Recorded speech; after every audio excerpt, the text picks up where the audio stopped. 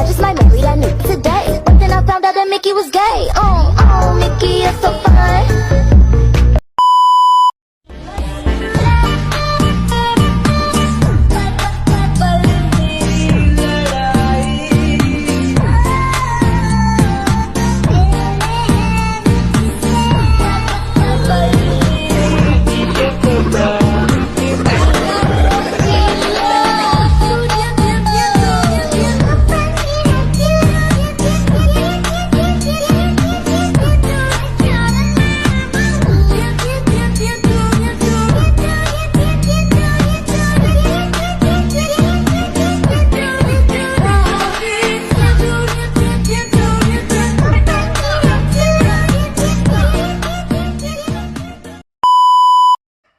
Oke, selanjutnya yaitu adalah proses pembuatan kain dari bahan mentah sampai menjadi kain.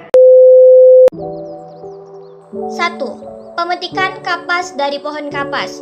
Pohon kapas merupakan tanaman berkayu yang memiliki batang cukup keras dan berruas-ruas. Sementara yang disebut kapas adalah serat halus yang menyelubungi biji dari bunga pohon kapas. Serat kapas menjadi bahan penting dalam industri kain dan pakaian. Untuk dibuat menjadi pakaian, kapas yang diambil dari pohon kapas kemudian dijemur langsung di bawah sinar matahari. 2. Proses memintal kapas. Proses memintal kapas itu dilakukan dengan cara kapas yang telah dijemur kemudian dikumpulkan untuk melalui proses pemintalan. Proses pemintalan ini dilakukan untuk mengolah kapas menjadi benang. Cara memintal kapas yaitu dengan cara menggunakan alat pemintal, sehingga serat kapas terpelintir menjadi benang. Proses pemintalan ini disebut juga dengan proses spinning, atau dalam bahasa Indonesia artinya memutar. Pemintalan kapas memerlukan ketekunan, konsentrasi, ketelitian, dan waktu yang cukup lama. Yang ketiga, benang. Kapas yang telah melalui proses pemintalan maka akan menghasilkan benang. Benang-benang tersebut memiliki warna yang beraneka ragam sesuai kebutuhan dan permintaan pasar. Dari benang-benang inilah kain dapat dibuat melalui proses penenunan.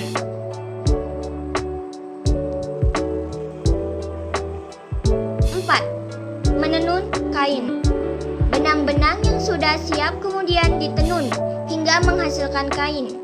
Menenun adalah proses pembuatan kain dari benang-benang yang dibuat bersilang secara melintang dengan alat tenun. Berdasarkan teknologi yang digunakan, alat tenun dikelompokkan menjadi dua jenis, yaitu alat tenun tradisional dan modern. Alat tenun tradisional disebut gedogan, yang dipakai untuk menenun kain dengan tangan manusia. Sementara alat tenun modern memanfaatkan tenaga mesin atau robot yang digerakkan dengan listrik atau komputer. 5. Kain. Setelah melalui proses penenunan, benang-benang akan berubah menjadi kain yang beraneka ragam. Ada kain yang polos dan ada juga kain yang memiliki motif atau corak-corak tertentu.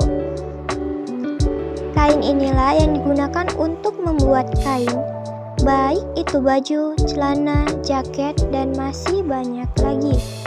6. Membuat pola baju. Kain yang sudah jadi kemudian dibawa ke penjahit untuk dibuatkan pola sesuai model dan ukuran baju yang diinginkan. Setelah pola dibuat, selanjutnya kain dipotong sesuai pola tersebut. 7. Menjahit baju. Berikutnya, kain yang sudah dipotong sesuai pola kemudian dijahit menggunakan mesin jahit untuk dibuat menjadi pakaian. Proses membuat pola dan menjahit ini hanya bisa dilakukan oleh seorang penjahit yang sudah handal. Lalu yang terakhir, baju siap pakai.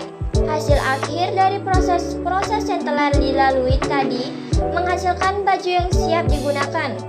Baju-baju tersebut kemudian dikirimkan ke toko-toko pakaian untuk dijual ke masyarakat. Jadi, itulah contoh penjelasan tentang proses pembuatan kain dan baju.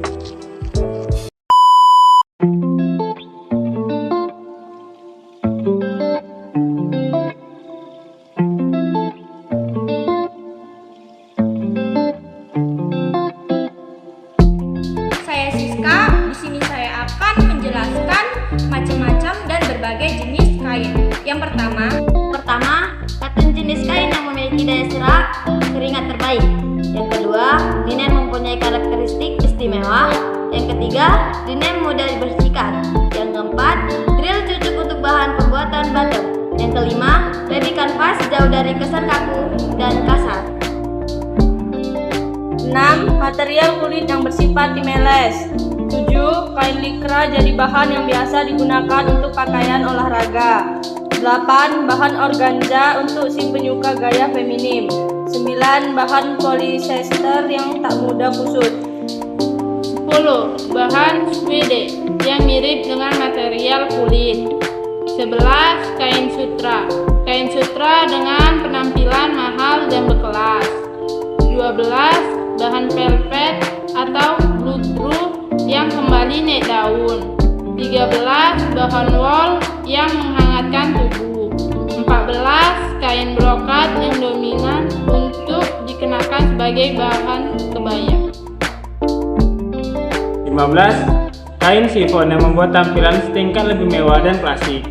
16. Kain rajut yang berbahan tebal dan hangat. 17. Kain twist cone yang bahannya mirip dengan chiffon. Dan yang 18. Bahan jersey yang fit body.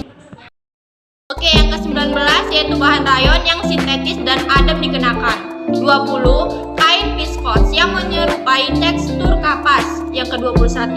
Kain kasmer yang terbuat dari serat alami. Yang ke-22. Bahan tweed yang teksturnya seperti kain tenun kasar. Ke-23.